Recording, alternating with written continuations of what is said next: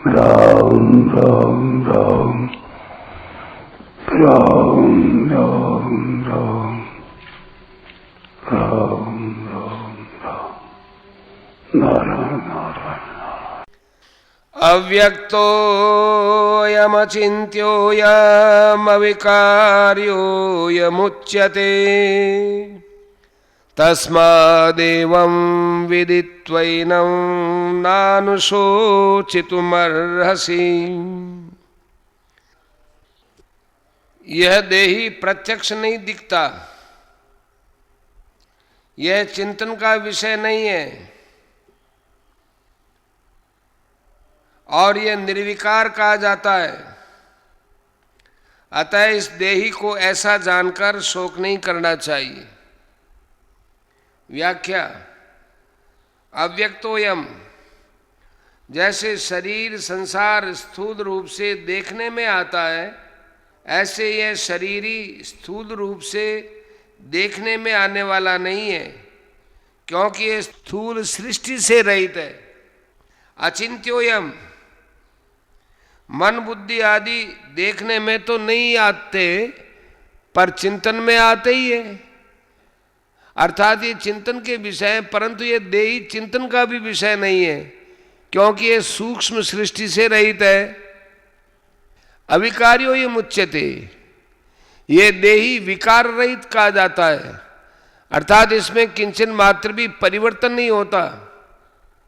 सबका कारण प्रकृति है, उस कारणभूत प्रकृति में भी विकृति होती है, परंतु इस देही में किसी प्रकार की विकृति नहीं होती, क्योंकि यह कारण सृष्टि से रहित है। यहां 24वें 25वें श्लोक में अच्छेद्य, अदाह्य, अक्लेद्य, अशोष्य, अचल, अव्यक्त, अचिंत्य और अविकार्य, इन 8 विशेषणों के द्वारा इस देही का निषेध मुख से और नित्य, सर्वगत, स्थाणु और सनातन, इन 4 विशेषणों के द्वारा इस देही का विधि मुख से वर्णन किया गया है, परंतु वास्तव में इसका वर्णन हो ही नहीं सकता, क्योंकि ये वाणी का विषय नहीं है। जिससे वाणी आदि प्रकाशित होते हैं, उस देही को वे प्रकाशित कैसे कर सकते हैं? अतः इस देही का ऐसा अनुभव करना ही इसका वर्णन करना है।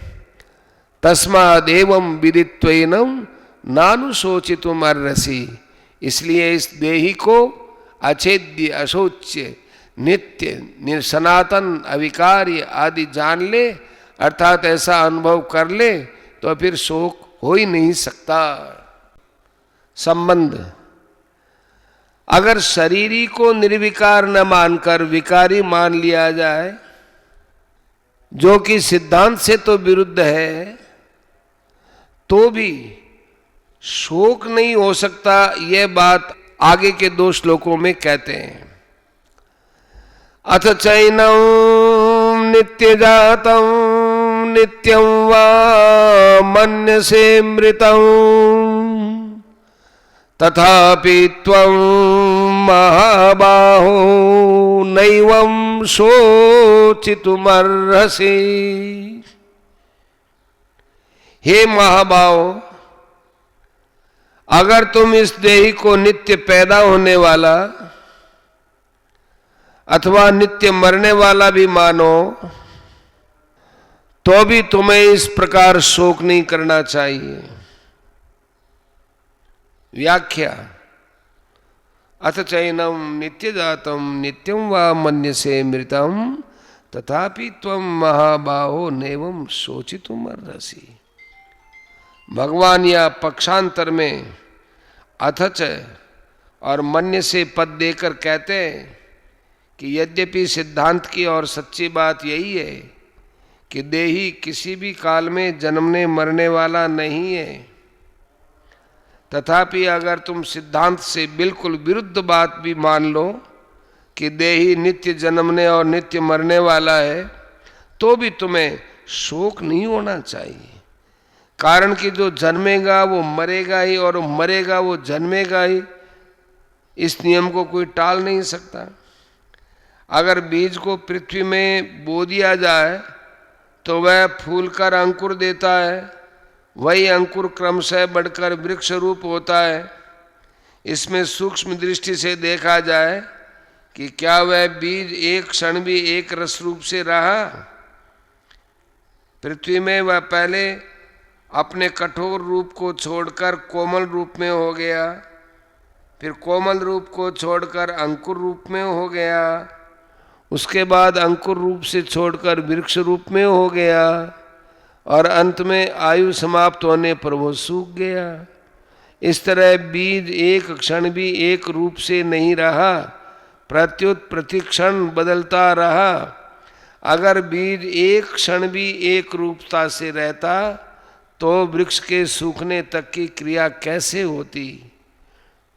उसने पहले रूप को छोड़ा, यह उसका मरना हुआ, और दूसरे रूप को धारण किया, यह उसका जन्म न हुआ। इस तरह वह प्रतिक्षण ही जन्मता मरता रहा। बीज की तरह यह शरीर है, बहुत सूक्ष्म रूप से वीर्य का जंतु रज के साथ मिला, यह बढ़ते बढ़ते बच्चे के रूप में हो गया और फिर जन्म हो गया। जन्म के बाद वह बढ़ा, फिर घटा और अंत में मर गया।